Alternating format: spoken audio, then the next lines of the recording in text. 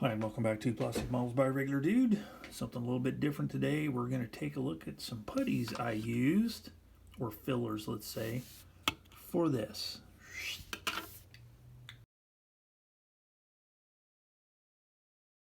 First of all, what is the project I'm working on? Well, it is a Tamiya P51, and I am filling the appropriate panel lines on the wings. Why would I do such a thing, you ask? Well, because that's the way it was in real life. P51 wings were puttied, filled, primed, and then painted a silver lacquer, I think called super silver, to give it ultra smooth airflow.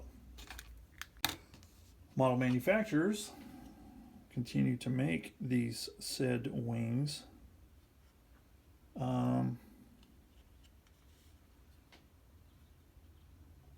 With recessed panel lines, or really old kits,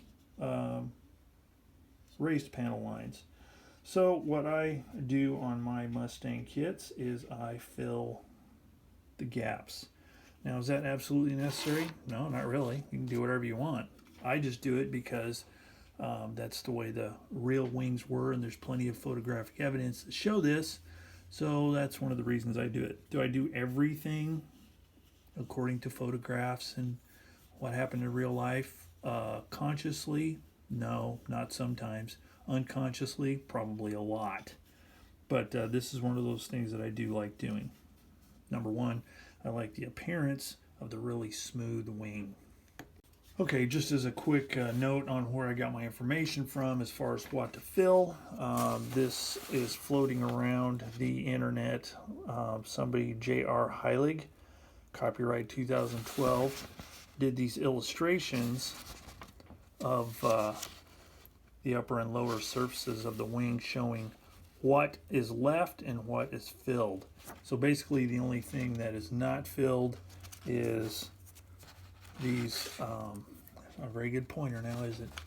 Are these panel lines around where the gun bays are. You know, where you fill the ammo, service the guns, pull them out, whatever. On the bottom, this central thing here is not, it's left metal, not the painted silver, and the ailerons and flaps. Those are also left in metal. But the lower wing surfaces here and here, everything's filled. Also, this right here is left unfilled. All right, let's talk a little bit about what I used. So for this upper portion of the right side wing, I used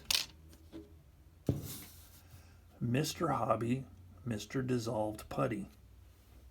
This is a very liquidy, really thick goop type stuff, as you can see there. And it works really well on really thin,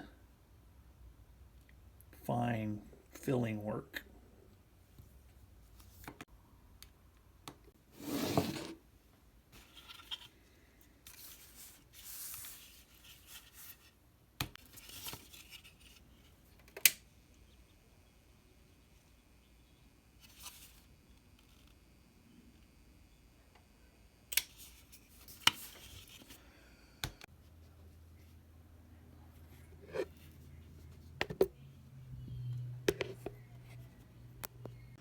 All right, whoa, sorry about the camera being all jiggly. So what have we learned here? So with the, I got a little bit more sanding to do here before I do my primer, but I just wanted to talk about this real quick, finish up this video. And we'll take a look at this later after everything's been painted.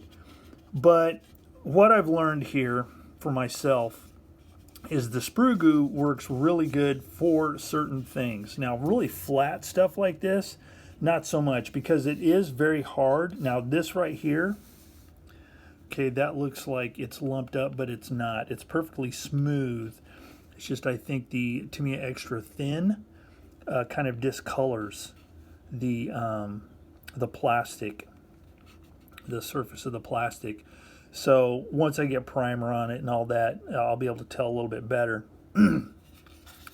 But out of all of them, the one I would be least likely to use in a situation like this where stuff is kind of flat is the clear sprue goo, because it dries or cures very hard, and it's a lot harder to sand down without sanding too much of the actual model, the plastic of the kit. The sprue goo gray, it works well, but the same thing. It's just kind of, I got a little bit I got to do right there. But for stuff like this, I wouldn't use sprue goo unless, you know, you mixed up a batch that's softer or something. But for me, for the stuff that I've got, I would not use it on a flat surface or a flattish surface like this. Now over here, this is the Mr. Hobby Mr. Dissolve Putty. And these look like voids here. This clear, it's not. It's all solid. It just doesn't have as much of the, whatever the white stuff is that's in that putty. So these are really smooth, and you can tell where all these rivets were, that they're all filled in real nicely. And then even more surprising to me was the Vallejo. That one turned out really well. I really like how that worked. Now I kind of sanded a gouge right there, so, you know, don't mind that. But out of the 4 that I tried today, for this type of filling, I would either use the Mr. Dissolve Putty or the Vallejo 100% acrylic resin plastic putty. Those worked really well, and they're easy to fill in and get nice and smooth. All right, so that's that. Just wanted to show you a little bit what I was doing on this particular model kit and what I was using to fill it, kind of get an idea and discuss it. So if you guys have any experience with all of this stuff or have other things that you use, I'd like to hear about it, because I'm always open to new ideas. So that's it for this video. If you like this type of content, you'd like to see more of it, where I kind of just show what I'm using and how it works and make comparisons and stuff like that, put a comment in the comments section down below and let me know, and I'll try and work more of this stuff into my repertoire of videos. Also hit the like button if you liked it. If you haven't subscribed and you want to see more of my shenanigans, hit the subscribe button. So that's it for now, folks. Thanks for watching Plastic Models by a Regular Dude, and I'll see you all next time.